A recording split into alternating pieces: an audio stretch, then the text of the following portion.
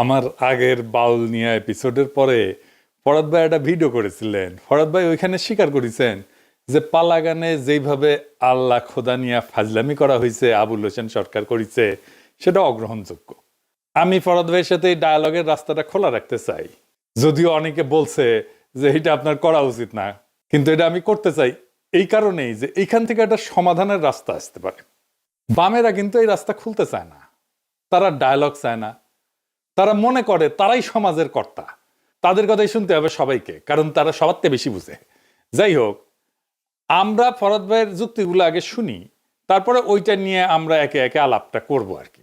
প্রথমত ধরুন আবুল সরকার এটা একটা পালা, এবং পালার মধ্যে এই ধরনের আমাদের ব্যবহার দীর্ঘকাল ধরে ছিল।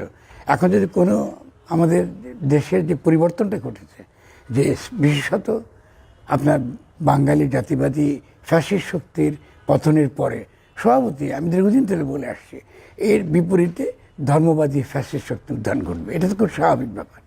এখন ধর্মবাদী ফ্যাসিস্ট শক্তি যখন উত্থান ঘটেছে, ফলে স্বভাবতই তারা যে কোনো ছোট আপনি মূলত কী কাজ করবে, তারা প্রথমে তারা ইসলামকে হেয় প্রমাণ করবে। প্রথম কাজটা তারা যেটা করবে, কারণ তারা ইসলামকে এমনভাবে প্রমাণ করবে যে তারা আগের সরকারের বৈধতা তারা প্রমাণ করবে, যে এরা আসলে একটা উগ্র, এরা আসলে একটা মৌলবাদী শক্তি, ইসলাম মানে একটা মৌলবাদ। ফলে এই পরিস্থিতিতে তারা কিন্তু তৈরি করার মধ্য দিয়ে তারা বাংলাদেশকে আঞ্চলিকভাবে এবং আন্তরিকভাবে একটা অত্যন্ত বিপদের দিকে আমাদের ঠেলে দেবে।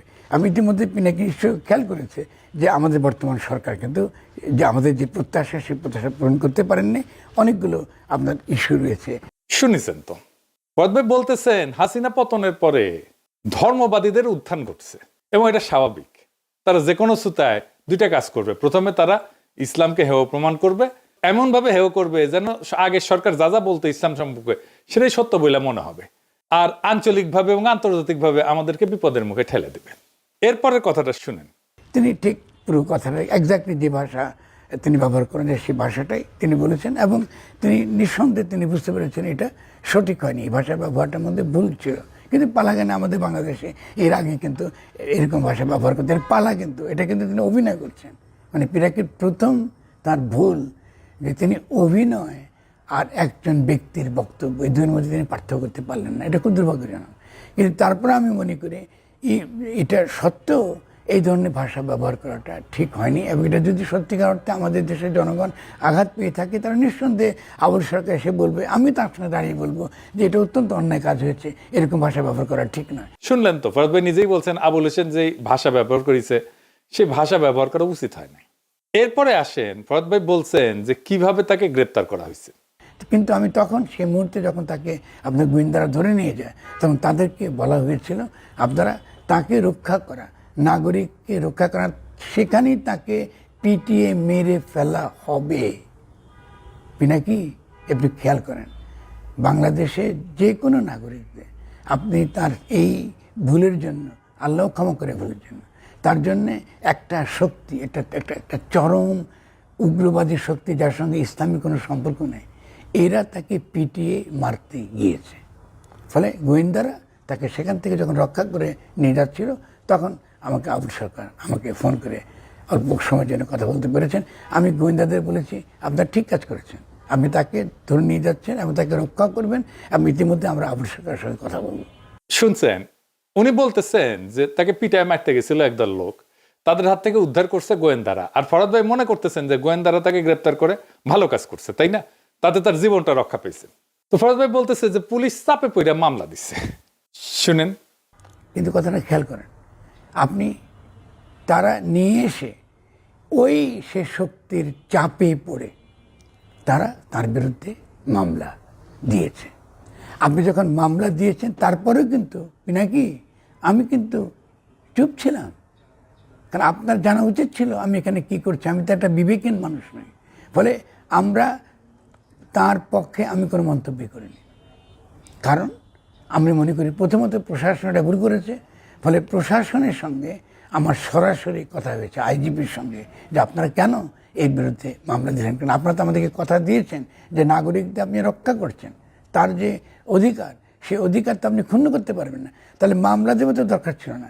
প্রশাসনের সাথে ফরাদ ভাই নাকি কথা বলছেন যে কেন তারা মামলা দিল। না ফরাদ ভাই, আমি বিনয়ের সাথে বলতেছি মামলা পুলিশ দেয় নাই। ধর্ম অবমাননা, কটূক্তি এবং দাঙ্গা উস্কা দেওয়ার অভিযোগে মামলা দিছে ঘিওর বন্দর মসজিদের ইমাম মোহাম্মদ আব্দুল্লাহ, বিবিসি বলছে। এইবার আসেন পরের বিষয়টা দেখি। আমি সব এক এক করে দেখাই নিতেছি, কারণ এটার উপরেই আমরা আলোচনাগুলো পরে করব। কারণ মামলা না দিয়ে যদি আমরা আবুল সরকারকে সেদিন সকলের সামনে গিয়ে বলতাম যে তিনি যে ভাষা ব্যবহার করেছেন এটা ঠিক নয়, এটা আমাদের অনুভূতিকে আঘাত করেছে, তো পুরো জিনিসটা কিন্তু মিটে যেত। শুনেছেন তো, ফরাদ ভাই বলতেছেন যে উনি ভাবছিলেন এটা মিটমাট হয়ে যাবে, আবুল হোসেন মাপ চাইবে ধর্মীয় নেতাদের মধ্যস্থতায়, এটা একটা মীমাংসা হবে। এখন এই জায়গাটা ভালো করে লক্ষ্য করেন। এরপরে ফরাদ ভাই যা বলবেন এখানে লুকায় আছে সকল ষড়যন্ত্র। ফরাদ ভাই বলতেছেন ষড়যন্ত্র তথ্য দিয়ে রাজনীতি ব্যাখ্যা করা যায় না। আমি আসলে দেখাই দেব আসল ষড়যন্ত্রটা কোথায়। ফরাদ ভাই বলতেছেন যে মানিকগঞ্জে আবুল হোসেনের অনুসারীরা মানববন্ধন করবে। ফরাদ ভাই বলতেছেন উনি মানা করছিলেন, কারণ এইটা সেন্সিটিভ ইস্যু, আর এই ইস্যুটা মীমাংসা হবে। শুনেন। প্রথমত বাউলরা শাহ আলী দরগার সামনে একটা মানববন্ধন করেছেন। সে মানববন্ধন করার পরে মানিকগঞ্জে মানববন্ধন করার তারা সিদ্ধান্ত নিয়েছিলেন। আমরা তখন তাদেরকে বলেছি আপনারা মানিকগঞ্জে এই ধরনের মানববন্ধন করবেন না, এটা একটা সংবেদনশীল একটা ইস্যু, এটা মীমাংসার একমাত্র পথ হচ্ছে কথা বলা, এবং যারা সত্যিকার অর্থে ইসলামকে ভালোবাসেন, বাংলাদেশকে ভালোবাসেন, তাদের সঙ্গে বসে এটা একটা মীমাংসা করা। কিন্তু স্বভাবতই আবুল সরকারের কিছু নিরীহ ভক্তগুলো আছে, এই নিরীহ মানুষগুলো ওখানে গিয়ে মানববন্ধন করেছে রে ভাই। তার তো একটা প্রতিবাদ করা, তাদের গুরুকে ধরে নিয়ে গেছে, তার তো একটা প্রতিবাদ করার অধিকার আছে নাকি? দেখুন বাউলদের কিভাবে লাথি মারা হচ্ছে, কিভাবে পিটিয়ে তাদেরকে পানিতে ফেলে দেওয়া হচ্ছে, বিভিন্ন জায়গায় কিভাবে বাউলদেরকে পেটানো হচ্ছে, তার ক্লিপগুলো দেখুন। আপনি কিন্তু এদের ব্যাপারে কিচ্ছু বললেন না, একটু বিস্মিত হয়েছি আমি। ভরত ভাই বলেন তো, এখন তারা আপনার কথা তো শুনলো না, কেন শুনলো না? কেন মানববন্ধন করতে গেল? ওইখানেই রহস্য। তারা জানে ওইখানে তৌহিদে জনতার মিছিল আছে, আপনি নিজেও মানা করেছিলেন, আপনি মীমাংসার চেষ্টা করেছিলেন, সেটা তো ভেস্তে গেল। ভরত ভাই বুঝলেন তো, ষড়যন্ত্র যে হয় এটা মানলেন তো। তাতে এটা জেনে শুনে করছে যে এখানে একটা সংঘাত ঘটার সম্ভাবনা আছে। আমি যদি জানি ওইখানে সংঘাত হইতে পারে, জেনেই যদি যাই, তাহলে মার খাওয়ার জন্য কি আমার অন্য কাউকে দোষ দেওয়া যায়? যায় না। দ্বিতীয় প্রশ্ন হচ্ছে, আপনি নিজেই বলতেছেন যে আবুল হোসেন সরকারকে পিটায় নাকি মারতে গেছিল, গোয়েন্দারা অ্যারেস্ট করে জীবন রক্ষা করছে। তো আবুল সরকারের অনুসারীরা কি আবুল সরকারকে মাইরা ফেলার জন্য মানববন্ধন করছে তার পরের দিন? ধরেন মানববন্ধন করার কারণে পুলিশ তারে ছেড়ে দিল, কারণ আমরা তো একটা কাজ করি, এটা অবজেক্টিভ নিয়ে। তা আমার অবজেক্টিভ হচ্ছে আবুল হোসেন সরকারকে ছেড়ে দিতে হবে। পরের দিন মানববন্ধন করলো, ছেড়ে দিল ধরেন পুলিশ, তাহলে আবুল হোসেন সরকার কি আরো বিপদগ্রস্ত হইল না? আপনি তো বললেন যে তারে গ্রেপ্তার করে ভালো করছে, তো তাই গ্রেপ্তার হয়ে থাকাটাই তো তখন ভালো ছিল, তাই না? তার সিকিউরিটি এখন কে দিবে? তাহলে বুঝছেন তো ফরাদ ভাই, এই পুরা বিষয়টা এখন এমন একটা জটিল জায়গায় পৌঁছেছে যে এইটার কোনো সমাধানের রাস্তা মনে হয় খোলা নাই। তারপরে আপনারা একের পর এক কর্মসূচি দিতেছেন, মানে আমি জানি না একের পর এক কেন কর্মসূচি দিতেছেন, দিয়ে কি অ্যাচিভ করতে চান, কারে কি বলতে চান আমি জানি না। সমাধান চাইতেছেন নাকি সংঘাত চাইতেছেন আপনারা, আমি ঠিক জানি না। আবার আপনি আমারে নিয়ে উল্লেখ করে ভিডিও করছেন, এটাতে বাম্পারের অনেকে পুচ্ছে আগুন ধরে গেছে, মানে লোক হইতেছে 2.5 কাঠ, তার মধ্যে ভাগ হয়ে যেতেছে 50টা। যাই হোক, আলাপে ফিরে আসি। আমি মনে করি ভারত ভাই, বাউল আর গান সংক্রান্ত ইস্যুটা পুরাটাই ইন্ডিয়ান গোয়েন্দা সংস্থা তৈরি করার ইস্যু। কিভাবে আওয়ামী লীগকে ফিরে আনা যায় তার ড্রেস রিহার্সেল। আনসার লীগ দেখেছেন না, সংখ্যালঘু লীগ, নারী লীগ, পুলিশ লীগ, আর্মি লীগ, শিক্ষক লীগ, প্রশাসন লীগ, মাজার লীগ, এইসব মারা খাওয়ার পরে এখন গান লীগ আনিছে। প্রথম আনিছে গানের শিক্ষক নিয়ে, যে গ্যাঞ্জামটা হয়েছে প্রাইমারি স্কুলে, সেটা নিয়ে। আমি চায়নাত গেছি, উঠি আমাকে জিগায় তোমরা নাকি গানের টিচার নেওয়ার বিরোধী। তা চায়না থেকে ফেরার পরে এখানে ফ্রেঞ্চ ইন্টেলিজেন্সের লোক যারা কয় যে তোমার সিকিউরিটি ইস্যু নিয়ে আমরা দেখাশোনা করি, আসলে কি করে কে জানে। যাই হোক, কিন্তু আসলে আসলে ওরা আসে বাংলাদেশ সম্পর্কে তথ্য নিয়মিত নেওয়ার জন্য। আমিও দেই, কোনো অসুবিধা নাই। তো আমার বাসাতে এসেছে, এসে জিগায় আচ্ছা তুমি নাকি স্কুলে গানের টিচারের বিরোধিতা করিছো। চিন্তা করেন কই গেছে, কই চলে আসছে কথা। তা আমি কই ঠিকই করেছি, আরো করব। কইলাম বাংলাদেশে প্রাইমারি স্কুল কয়টা আছে জানো? না জানি না। আমি বললাম 65,000 আছে। গানের টিচার কতজন নেওয়া হইতেছিল জানো? না জানি না। আমি বললাম 2,500। তো কইতেছে ক্লাস্টার ভিত্তিতে না হইতেছে, মানে কয়েকটা স্কুল মিলে একটা গুচ্ছ ক্লাস্টার হইবি, সেই গুচ্ছের দায়িত্ব হইতেছে একটা টিচারের, বুঝছাও? তো 65,000 স্কুলে 2,500 টিচার দিলে এটা দিয়ে যদি কভার করতে হয়, তাহলে একজন টিচারকে কয়টা স্কুলে দায়িত্ব পালন করতে হবে? 26টা স্কুলে। এটা কি হারকিউলিস? এক টিচার 26টা স্কুলের দায়িত্ব নেবে? এই 65,000 স্কুলের মধ্যে অর্ধেকের বেশি স্কুলে হেডমাস্টার নাই, মানে ব্যানে করছি না, 34,106টা স্কুলে হেডমাস্টারই নাই। তো ওই হেডমাস্টার দিতে পারে না, আর গানের টিচার দিতেছে, মানে এটা মস্করার একটা সীমা পরিসীমা আছে, তো ফাজলামের একটা সীমা পরিসীমা আছে। তো তার উপরে দেখেন, আমরা যখন ছোট ছিলাম তখন মৌলভী স্যার থাকতো না স্কুলে একজন, সে মৌলভী স্যারের পদ কিন্তু এখন নাই, হাসিনা খায়া দিছে। তারপরে হেফাজতের একাংশ কওমি জননী উপাধি দিছিল হাসিনারে।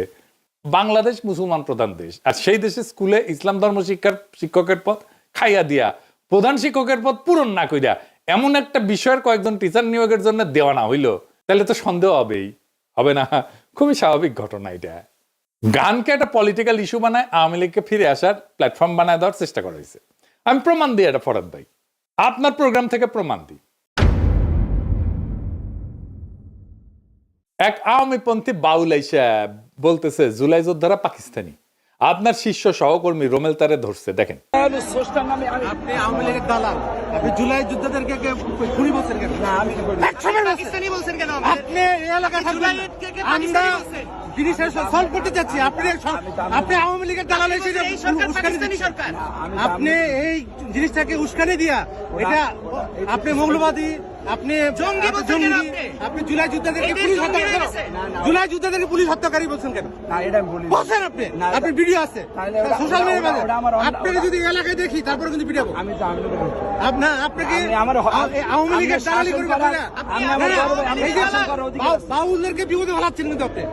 আমরা এই যে সলভ করার সমাধান চেষ্টা করতেছি, আর আপনি সে বাউলদের মধ্যে যে আওয়ামী লীগের রেটরিক করাচ্ছেন, ইন্ডিয়ার ক্যাম্পেইন, শেখ হাসিনার ক্যাম্পেইন করতেছেন, বাদ দিন। আপনি আর কখনো আমাদের সমাবেশের আশেপাশে আসবেন না।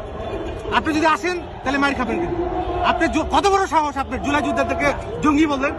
না, এটা আপনি বলতেছেন সেকুলার ফ্যাসিজমের পরে ইসলামপন্থী ফ্যাসিজমের উত্থান হয়েছে, আগেও কইছেন, আমাকে নিয়ে করা ভিডিওতেও কইছেন আর কি, যে ওরা এসে দেখাবে যে ইসলাম কত খারাপ। এটা খুবই বিপজ্জনক একটা ফ্রেমিং করছেন ফরাদ ভাই। আপনি অন্য একটা জায়গায় বলছেন যে দেশে ধর্মের নামে নির্যাতন নিপীড়ন চলতেছে, আসলে কি তাই? বাংলাদেশ যে অস্থির সময় পার করতেছে সেটা দুইটা কারণ হইতেছে। বিএনপির বেপরোয়া নেতাকর্মীরা খুনাখুনিতে লিপ্ত হয়েছে, চাঁদাবাজিতে লিপ্ত হয়েছে, একে অপরকে মারতেছে, এমনকি রাজনৈতিক প্রতিপক্ষের উপরে ঝাঁপায় পড়তেছে, ঠিক কিনা বলেন? আর দুই নাম্বার হইতেছে ইন্টারিম সরকার অপদার্থ। আপনার এই কথাটাই আবার প্রতিধ্বনি করছে আনু মোহাম্মদ, জানু মোহাম্মদ, এই যে শুনেন। এই ধর্মীয় ফ্যাসিবাদী গোষ্ঠীর আমরা উত্থান দেখতে পাচ্ছি বাংলাদেশে। এই যে না গোষ্ঠী বা এই ধর্মীয় ফ্যাসিবাদী গোষ্ঠী, এটা হচ্ছে বলা যায় যে গণ অভ্যুত্থানের পুরো উল্টো যাত্রা। আসলে বাংলাদেশের রাজনীতির ইতিহাসে 54 বছরে বিভিন্ন রাজনৈতিক দল এই ধর্মীয় গোষ্ঠীগুলিকে নানানভাবে ব্যবহার করার চেষ্টা করতে গিয়ে আজকের এই পরিস্থিতিটা তৈরি হয়। আপনি পানিতে ফেলার যে ভিডিও দেখাইছেন, চর থাপ্পড় মারছে কয়েকজনকে, চর থাপ্পড় দিলে যদি ফ্যাসিস্ট বলে ত্যাগায় দেন তাহলে তো মুশকিল ফরাদ ভাই। যারে পানিতে ফেলিছে তারে পানিতে কিন্তু ওরা ফেলেও নাই, ওই নিজেই পানির ঝেপে পড়িছে, দুই হাজার চর থাপ্পড় খেয়ে, তারপরে সাঁতার কেটে ওই পারে গেছে। আপনি তো মানা করছেন মানববন্ধন করতে, তারপরে জেদ কইটা করিছে। এতই হেদম তো বুঝে নাই যে মের খেতে পারে। পুলিশ কার্যকর হইলে ওইখানে 144 ধারা দিত, দিলে এটা হইতো না। পুলিশে বলেন যে 144 ধারা কেন দিল না? আপনি এখন কইতে পারেন ওদের কি কথা বলার অধিকার নাই, ওরা কি কথা বলতে পারবে না, একটা মানববন্ধনও করতে পারবে না, ওরা তো শান্তিপূর্ণ কর্মসূচি করতেছিল। হ্যাঁ, তাহলে আপনি কেন নিষেধ করেছিলেন বলেন? আপনি তো নিষেধ করেছিলেন, তাই না? এটা করার জন্য নিষেধ করেছিলেন না, তাই আপনি কেন নিষেধ করেছিলেন? শোনান এডিটর সাহেব, ওই অংশটা আবার শোনান। শাহ আলী দরগার সামনে একটা মানববন্ধন করেছেন। সে মানববন্ধন করার পরে মানিকগঞ্জে মানববন্ধন করার তারা সিদ্ধান্ত নিয়েছিলেন। আমরা তখন তাদেরকে বলেছি আপনারা মানিকগঞ্জে এই ধরনের মানববন্ধন করবেন না, এটা একটা সংবেদনশীল একটা ইস্যু। তার মানে আপনার মনে শঙ্কা ছিল তো, যে কোনো রাজনৈতিক কর্মসূচিতে কোনো না কোনো মাত্রার ঝুঁকি থাকে। এই ঝুঁকি নিব নাকি নিব না সেটা সচেতন সিদ্ধান্ত। দেশের মানুষ ফুসতেছে আল্লাহ খোদার অপমানে, যার কথায় অপমান হয়েছে তার মুক্তির জন্য মানববন্ধন করতে গেছে, এটা তো উস্কানি দেওয়ার জন্য করছে, যেন পরে সেন্সেশন সৃষ্টি করতে পারে। এই মরিয়া চেষ্টার জন্য সন্দেহ হয় যে ইন্টেনশন কি, মনে হয় এর মধ্যে ষড়যন্ত্র আছে। কোন ঘটনা ঘটার পরের 72 ঘন্টা হইতেছে হাইলি সেন্সিটিভ টাইম, পরিস্থিতিকে সামাল দিতে হয় ওই সময়, এই টাইমে ঠান্ডা করতে হয় সবকিছু। এই টাইমের মধ্যে মানববন্ধন করা হয়েছে, এটা যাই নাই করা হয়েছে। আপনারা একের পর এক কর্মসূচি দিতেছেন, যে পরিস্থিতি আরো খারাপ হইতে পারে এটা সবাই জানে। এইটাতে বলে কুলিং অফ পিরিয়ড, এই যে 72 ঘন্টা বা ব্ল্যাক আউট উইন্ডো বা ডি এসকেলেশন পিরিয়ড, যেটাকে বলা হয় উত্তেজনা ছড়ানোর আগে মানুষের আবেগকে ঠান্ডা করার বাধ্যতামূলক সময়। এইটার মধ্যে আপনারা একের পর এক কর্মসূচি দিয়ে গেছেন, একের পর এক, যেন পরিস্থিতি ঠান্ডা না হয়। আমি যদি স্বরাষ্ট্রমন্ত্রী হইতাম, ওই বাউলদের সব কয়টারে যারা মানববন্ধন করতে গেছিল প্যাকেট করে জানতে চাইতাম যে তাদের ওইখানে মানববন্ধন করার জন্য উস্কাইছে কে পাঠাইছে, কে অর্গানাইজ করছে, সব বাইরে হয়ে যেত। আর আপনি যে এরকম ফ্যাসিস্ট করতেছেন, আপনি যে রাজনীতি করতেন ফরদ ভাই, আপনি মনে কিছু কইরেন না, আপনি যে রাজনীতি করতেন, সর্বরা পার্টির রাজনীতি করতেন, আপনার বন্ধু হুমায়ুন কবির মেরে ফেললো না, খুনাখুনি করছে না? আপনি কি ওদের ফ্যাসিস্ট বলেন? জীবনে বলিছেন ওদের? আপনি ওই দল করতেন তো, মানে ওই দলের সদস্য ছিলেন কিনা জানি না, কিন্তু ওই দল তো করতেন, আপনারই বন্ধু ছিল তো হুমায়ুন কবির, তো মেরে ফেললো না? কতজনকে মারিছে না এই সর্বহারারা? ফ্যাসিস্ট বলছেন ওদেরকে? আর যে প্রতিবাদ সমাবেশে হামলা হইতেছে, তারা কি আসলে ইসলামপন্থী আপনি জানেন? তার মধ্যে কারা আছে আমি দেখাইতেছি, এটা প্রমাণ দেখাইতেছি, দেখেন। এই যে জুলাই মঞ্চের আহ্বায়ক আরিফরে নিয়ে আমার ক্ষুদ্র ভ্রাতা মনোহর পাটোয়ারি লিখিছে, উঠি থেকে কইতেছি, এইটা সাহেব আগে তো মনোহর পাটোয়ারির পেজটা ভালো করে দেখান তো, কচু খিতেরা ওর পেজ মোবাইল সব খাইয়া দিছে, ওরে ফলো করেন, গুরুত্বপূর্ণ লেখালেখি পাবেন। ওই করছে, মনোহর করছে যে আরিফ ডান ঘরানার ছাত্র দল ছিল, ও যখন ওইখানে ছিল আর কি, বাংলাদেশে ছিল, ও এখন প্যারিসে থাকে। তো 2013 সালের কথা কইতেছে, চাঁদপুরের ছেলে, ছাত্র দলের মিছিলে রেগুলার যাইতো নাকি। তো পরে ওই সময় যে ছেলেটা ঢাকা বিশ্ববিদ্যালয় কলা অনুষদের ছাত্রলীগের সহসভাপতি হয়ে গেছে, দেখেছেন? হ্যাঁ, আবার 5ই আগস্টে আসিফ নজরুলের সাথে বঙ্গভবনে গুরুত্বপূর্ণ মিটিং এ সে সমন্বয়ক হিসেবে উপস্থিত, তাকে নাকি পরিচয় করা দিয়েছিল জুনায়েদ সাকি।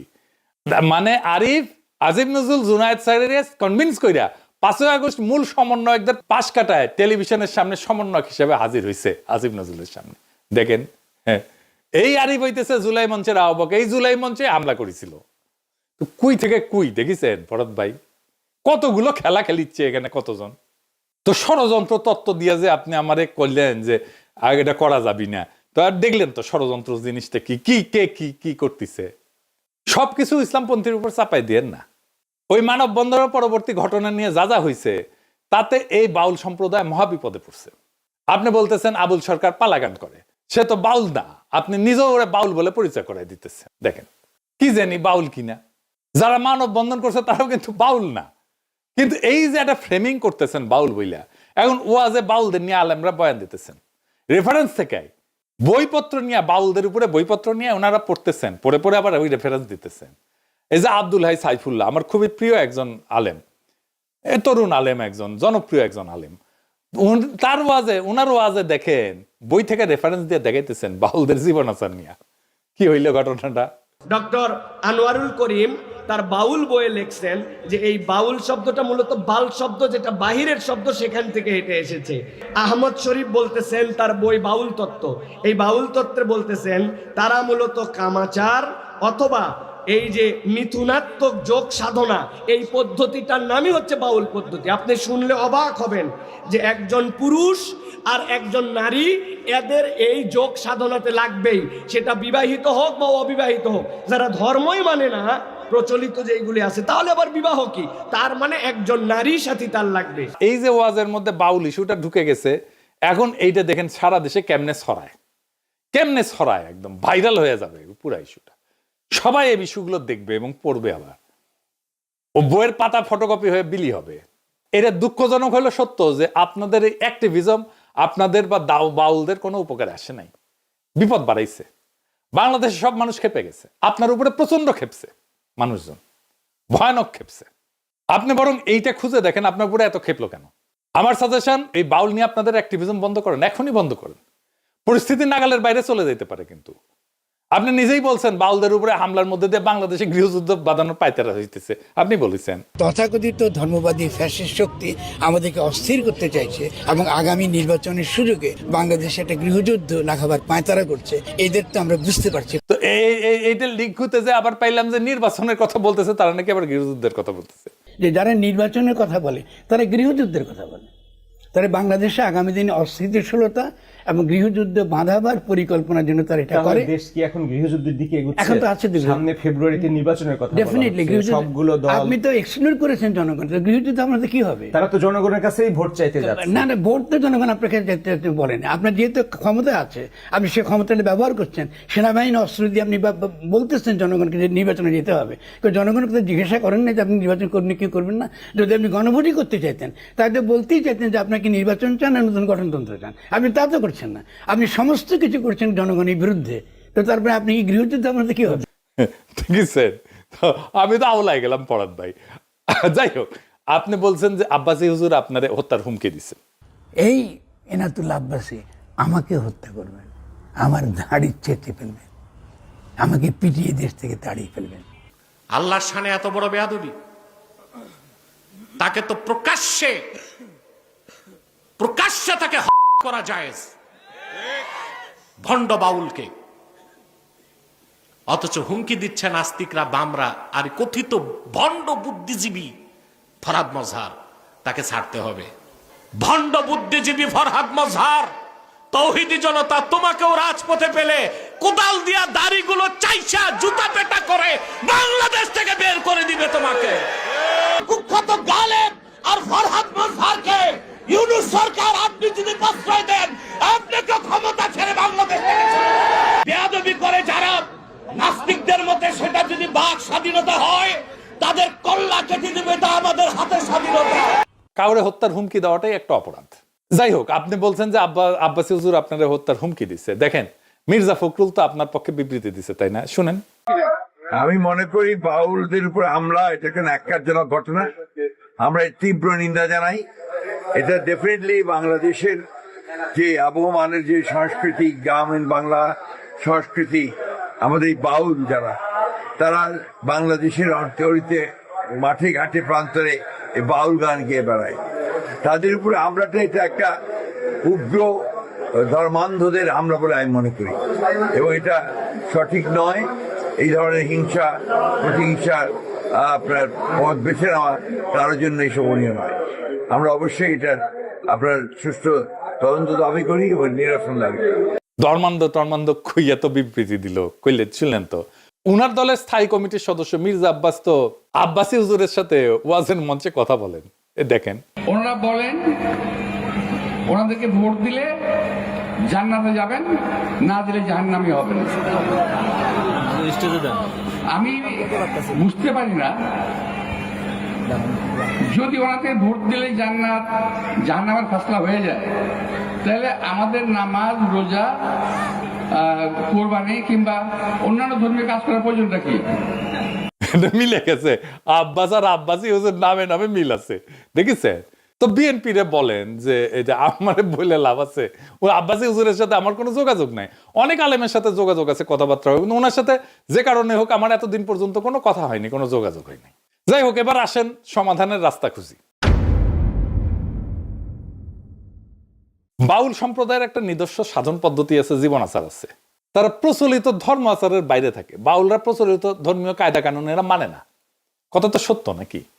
আলেমরা কিন্তু বাউলদের আলাদা ধর্ম হিসেবে মাইনে নিতে রাজি আছে, যদি তারা আলাদা ধর্ম হয়। কাদিয়ানি সম্পর্কে যে আপত্তি, সেই জায়গায় এসে দাঁড়াইতেছে কিন্তু তাদের বাউল নিয়ে আপত্তি। জানেন, এটা দাঁড়াইবে, এটা আপনারা যত অ্যাক্টিভিজম করবেন এটা এই জায়গায় এসে দাঁড়াবে। আলেমরা বাউলকে ধর্ম হিসেবে আলাদা করতে চায়, কিন্তু বাউলরা নিজেদের ধর্মীয় পরিচয় এটা ছাড়তে চায় না। ফলে ধর্ম আঘাত বরং আধ্যাত্মিক স্বাধীনতা, এই দুইয়ের মধ্যে সংঘাত তৈরি হয়। এইটা বাংলাদেশের লোক সংস্কৃতি এবং ধর্মীয় বাস্তবতার মধ্যে সবচেয়ে কঠিন প্যারাডক্স। আপনাকে একজন সোশ্যাল সায়েন্টিস্ট হিসাবে, অ্যাক্টিভিস্ট হিসাবে, রাজনীতিবিদ হিসাবে, দার্শনিক হিসাবে এইটার সলিউশন খুঁজে বের করতে হবে। বাউলরা নিজেরা নিজেদেরকে ধর্ম বলে মনে করে না, কিন্তু ধর্মীয় পরিচয় বজায় রেখে ভিন্ন আধ্যাত্মিকতা চর্চা করে। এইটা ইসলামিক চিন্তার কাছে সন্দেহজনক মনে হয়। এই সমস্যার বাস্তবসম্মত সমাধান কি? দেখেন, ব্যক্তির অপরাধ বরং ঐতিহ্যের দায়, এটা স্পষ্ট রাজনৈতিক লাইন আলাদা করতে হবে। এখানে ন্যারেটিভ লাইনটা কি হবে? যে আল্লাহকে গাল দেয় সে বাউল না, সে অপরাধী। অপরাধীর বিচার হবে, কিন্তু তার নামে আমরা বাংলার একটা ঐতিহ্যকে ফাঁসিতে ঝুলাবো না। এই তো, এটা পরিষ্কার করে বলতে হবে। যে এই ব্যক্তির এই কথাগুলো আমরা ধর্মের অপমান বলে মনে করি।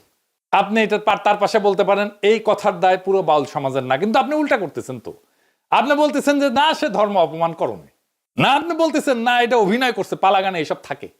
তো আপনি তো বাংলাদেশের সাধারণ মুসলমান জনতার কাছে মেসেজ দিতে হবে যে বাংলাদেশের সাধারণ মুসলমানের ইমানকে হালকাভাবে নেননি। আবার একই সাথে কালচারাল ক্লিনজিংও করা হইতেছে না, এইটা প্রথম কুলিং, আপনারা এটা করেন নাই। 2 নাম্বার হইতেছে তওবা এবং তাফসির প্রক্রিয়া।